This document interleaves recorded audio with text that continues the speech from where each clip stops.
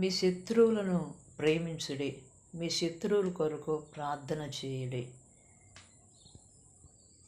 మనుషుల అపరాధములు మీరు క్షమించిన యెడల పరలోకమందున్న మీ తండ్రి కూడా మీ అపరాధాలు క్షమిస్తారు. చూడండి, కొంతమంది ఎన్ని సంవత్సరాలు గడిచినా పాత పగలు మర్చిపోరు, శత్రుత్వం మర్చిపోరు. జీవితకాలం వాళ్ళని చూసినప్పుడు వీళ్ళకి సంతోషం ఉండదు, వీళ్ళని చూసినప్పుడు వాళ్ళకి సంతోషం ఉండదు. చూడండి, చిరునవ్వు చిన్న వంకర, అది అనేక వంకరల్ని తొలగించింది. కాబట్టి క్రీస్తు ప్రేమను కలిగి క్షమించి ఒక మాట నువ్వే మాట్లాడు.